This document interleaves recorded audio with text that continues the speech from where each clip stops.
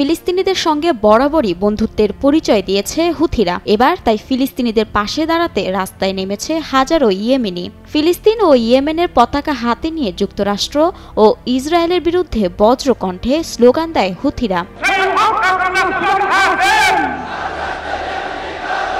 ফিলিস্তিনিদের সাথে সংহতি জানিয়ে ইয়েমেনের রাজধানীতে জড়ো হয় হাজার হাজার ইয়েমেনি। এমনকি প্রাপ্তবয়স্কদের কাঁধে চেপে বিক্ষোভে সামিল হয় কোমলমতি শিশুরাও।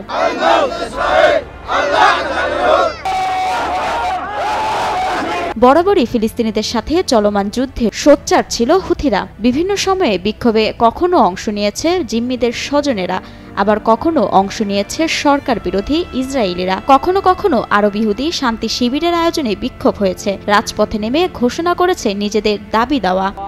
আজ আমরা একটি মানবিক ও ধর্মীয় দায়িত্ব পালন করতে এবং নেতা আব্দুল মালিক আল হুথির আহ্বানে সাড়া দিতে বেরিয়ে এসেছি। আমরা এই ধরনের প্রতিবাদ ও বিক্ষোভ সমাবেশ করতে সক্ষম।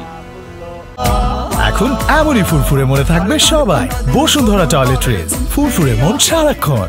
তবে এবারের জনস্রোত ছিল ইসরায়েলিদের বিরুদ্ধে উত্তেজনা অব্যাহত রাখার। এতে করে তারা প্রতিপক্ষকে বার্তা দিল যে তারা পিছু হটবার বা দমবার পাত্র নয়। আমাদের আজকের প্রতিবাদ আমাদের অবস্থানে অব্যাহত রাখা এবং আমেরিকান ও ইসরায়েলি শত্রুর বিরুদ্ধে উত্তেজনাকে অব্যাহত রাখা। আমরা তাদের পরাজিত করতে, তাদের মহান পরাজয় ঘটাতে কোনো ত্রুটি রাখব না।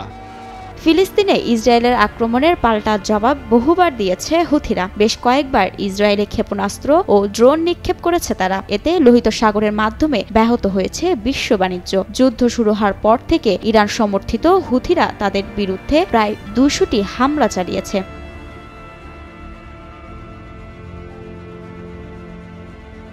গত 19 জুলাই তেল আবিবে আবারও ড্রোন হামলা করে হুথিরা। সেদিনও সেখানে হতাহতের ঘটনা ঘটে।